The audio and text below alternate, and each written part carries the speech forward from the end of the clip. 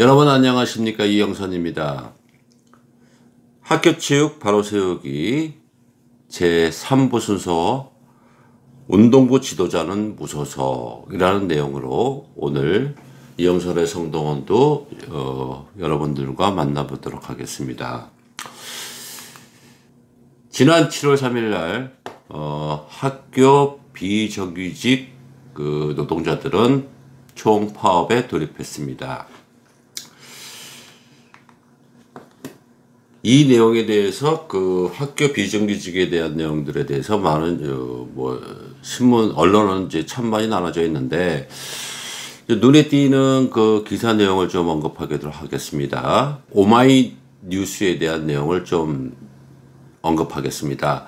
학교 비정규직에게 총파업 격려금 준 교장 선생님. 정규직화 등을 요구하며 총파업 중 교사 학생 격려도 쏟아져. 또 눈여겨볼 내용이 있네요. 어느 교장 선생님은 격려문까지 주셨네요. 선생님, 시원한 커피 사드세요. 조심해서 잘 다녀오세요. 자신을 지키기 위해 싸우지 않는 자를 남이 도와줄 리 없다. 투쟁. 조심해서 잘 다녀오십시오. 총파업에 나선 학교 비정규직 노동자에게 학교 교장들이 격려금을 넣어준 봉투에 적힌 글이다. 이런 내용들을 볼 때 이런 학교장들은 우리 운동부 지도자들에게 파업할 때 과연 이렇게 성의를 표시해 줄 수 있을까? 좀 어떤 면에서는 좀 부럽습니다. 또 한국일보의 내용입니다. 아이들이 더 낫다. 밥 안 준다 원망 말고 파업 이후 간신 갖자. 애가 썼는지 누가 썼는지 모르겠으나 생존권에 위해서 투쟁을 한다는 거 옹호한다는 기사죠.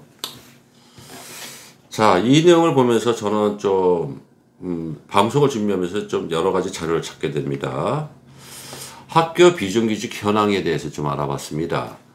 학교 비정규직이란 초, 중, 고등학교 및 교육청에서 일하는 교사, 공무원을 제외한 노동자로서 학교 회계로 운영되는 직원이라는 의미로 학교 회계 직원이라고 함.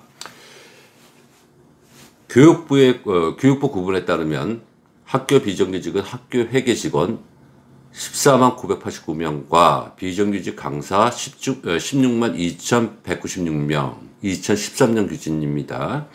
파견 용역 22,135명, 기간제 교사 4만 1,228명, 2011년 기준이에요. 약 37만 명이라는 내용입니다.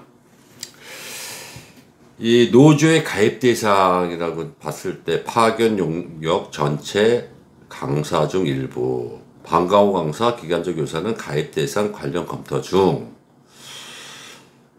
학교 회계 직원의 주요 직종은 30여 개이며 급식 지원 직종, 영양사, 조리사, 조리 지원, 배식 보조 등이 가장 많은 비중을 차지하며 다음으로 교무 보조가 다수를 차지함.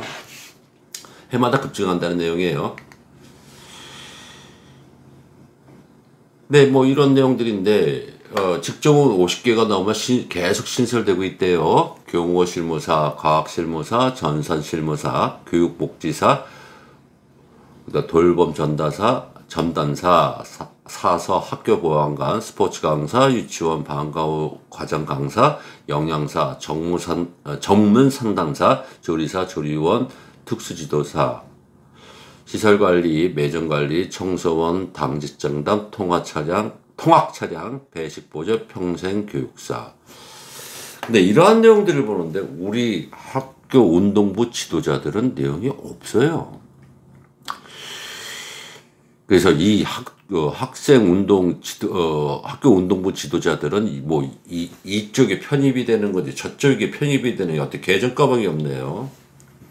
그래서 제가 이제 분석을 해봤어요. 저 많은 이제 교육부 직원들하고 관계자들하고 좀 여쭤보니까 내용을 아시는 분이 확실한 내용을 아시는 분들도 없고 어떤 분이 좀 특별한 말씀을 해요.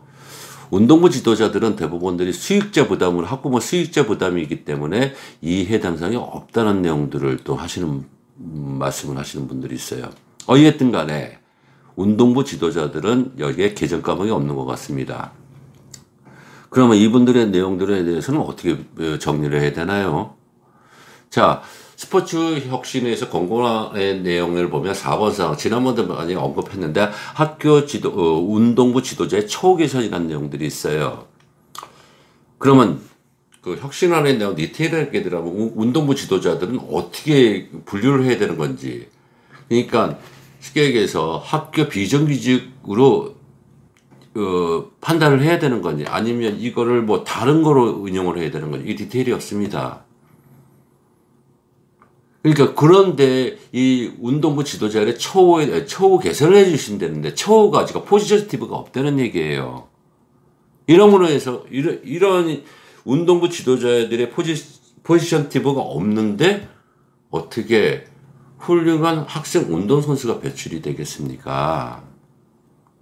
그러니까 지난번에 방송에 언급했듯이 이러한 현실이 상황이니까 대법원 일부 몰집각한 그 학교장들 같은 경우는 선민사적으로 이들을 대하는 거 아닙니까? 정부에서는 자, 혁신안 발표가 다 좋습니다. 그 추구하는 법 다 좋습니다.